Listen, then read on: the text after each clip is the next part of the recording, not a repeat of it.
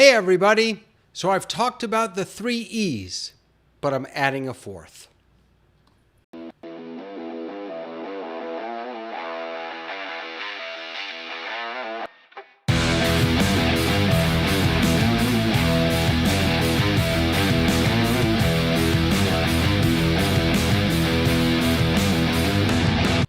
Hey everybody, Rabbi David here, good to see you.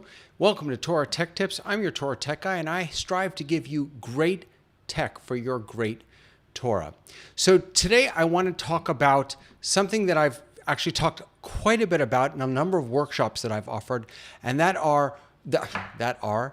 is what are the essential E's of streaming? And these are sort of the non-technical parts of digital life, right? So how do we give our best Torah, share our best Torah when we are online, and what are the essential components of that? And I have suggested that there are 3 essential E's that you need in order to be successful in sharing Torah in a digital format. The first one is eye contact. I cannot impress enough how important it is to make eye contact with your audience, whether that's on Facebook or YouTube or on Zoom, especially on Zoom when you can see other people looking back at you. But whether that's using a center cam or using a teleprompter or just looking into your camera instead of down at the screen, eye contact is really, really important. The second is engagement. How do you engage with people so they're not just passively watching what you're offering, the Torah that you're sharing, the teaching, the service, the whatever?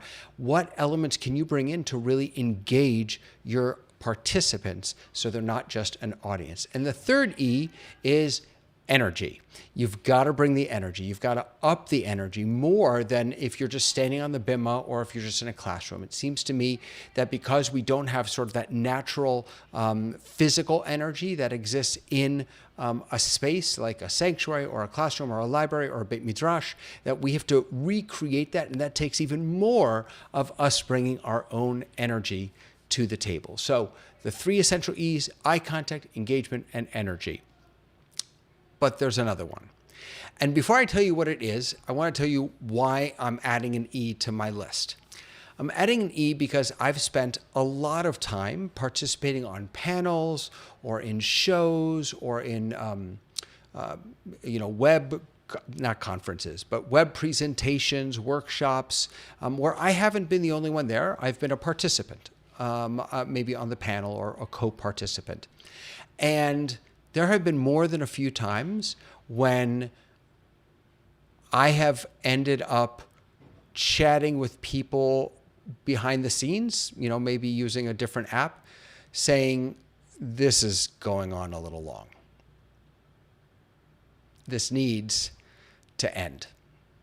So the 4th E to be successful in a digital space is to know when to end. I don't have to tell you that you already know that it's always better to leave people wanting more than to dray on and on and on. So knowing when to end, being not afraid to press that leave or end broadcast button or whatever the button is that you need to press to get out of whatever it is that you're in, especially as the leader. I'm not talking about you just kind of leaving, something that you're participating in, but if you're the leader of it, knowing when to end that and not being afraid to say, okay, today has run its course, right? Or if you're doing a Q&A, we don't have any more questions, or if you get through your material more quickly. If something is scheduled for an hour and you finish in 40 minutes, end. If something is scheduled for 2 hours and you finish in an hour and a half, end. It's okay. It's okay to finish it. We will all be fine if you finish a little early and give us a little bit of our time back. So eye contact, engagement, energy, and know when to end. I really feel like one of the greatest gifts that Zoom gave us on those free Zoom accounts was the 40-minute limit.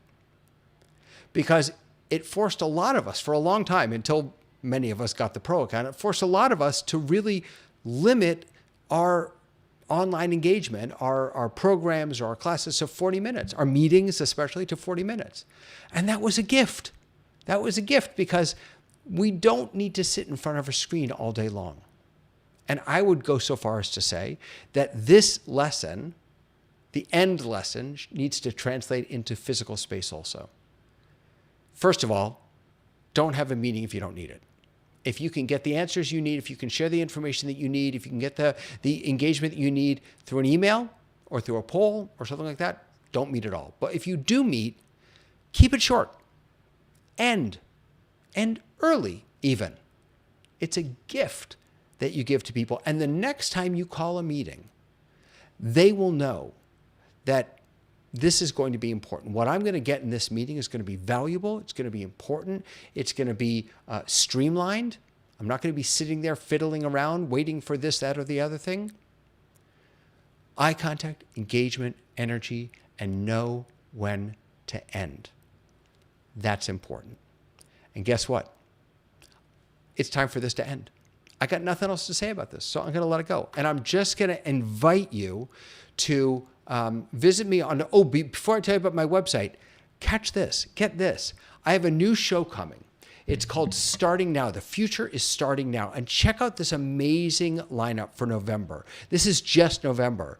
Ron Wolfson, Sherry Kohler-Fox, Dan Judson, Elise Wechterman.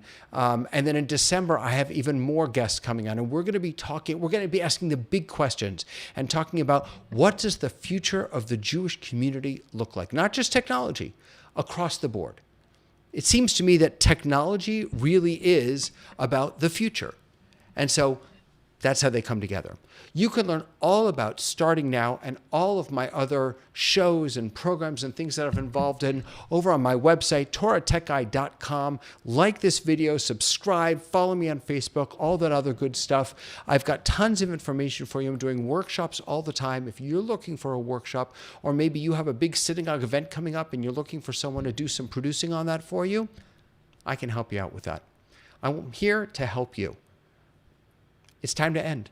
Have a wonderful day, everyone. Go back to doing whatever you were doing before I bothered you.